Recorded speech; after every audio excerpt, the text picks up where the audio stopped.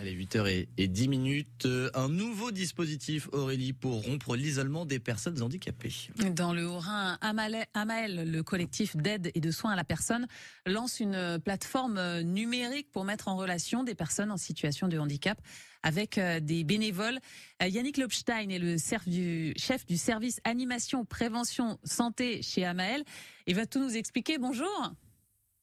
Bonjour, merci de me recevoir sur votre antenne. Pourquoi est-ce que vous mettez en place cette personne? Est-ce que les personnes handicapées sont plus touchées que les autres par l'isolement?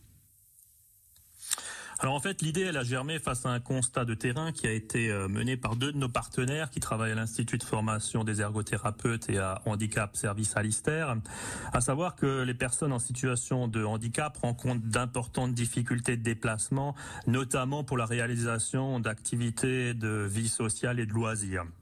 Alors bien évidemment, des réponses sont apportées à ces besoins, à savoir le transport adapté, mais qui répond souvent de manière assez succincte aux demandes. Les lignes classiques de transport en commun qui ont fait l'objet de travaux de mise en accessibilité, mais qui restent peu utilisées du fait d'un besoin d'accompagnement. Bien évidemment, il y a également les services des prestataires qui répondent, mais qui demandent une organisation, un financement, donc l'intermédiaire d'une organisation par des professionnels. Alors la question qui se pose, c'est pourquoi? Parce que je suis en situation de handicap, j'ai envie de faire les soldes, mais voilà, ça demande toute une organisation, alors que l'événement se passe peut-être cet après-midi où j'ai envie de faire une sortie, etc.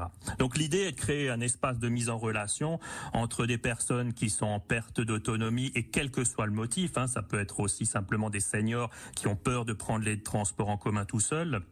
Et puis, à côté de ça, des personnes qui souhaitent bénévolement donner de leur temps en fonction de leur disponibilité. Ouais, et du coup, grâce à cette plateforme, ces deux parties pourront interagir ensemble. Concrètement, c'est sur la plateforme, donc il faut s'inscrire. C'est simple, ça va vite. Oui, il suffit de se connecter sur le site d'amael.org/capsortie.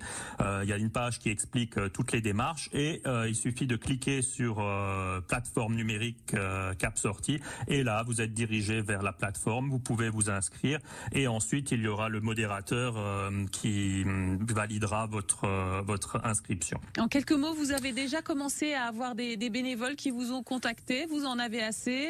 Vous lancez un appel? Alors oui, tout à fait. La plateforme, elle est en phase de lancement. Alors nous sommes à la recherche de bénévoles. Les bénévoles peuvent être également des étudiants, puisque comme dit, on travaille aussi avec l'Institut de formation des ergothérapeutes. Mais plus largement, ça peut être des étudiants qui pourront ainsi valider aussi des unités de formation par rapport aux actions de bénévolat. Oui, donc la plateforme, elle est soutenue par la collectivité européenne d'Alsace, par la fondation AFNIC, la fondation Neuroto et AG2R la mondiale, ainsi que la commission mobilité et transport de la M2A. Et on retrouve donc tout ça sur le site d'Amael. Merci Yannick Lobstein, chef de service animation et prévention santé donc chez Amael, d'avoir été en direct avec nous ce matin. Bonne journée. Vous retrouvez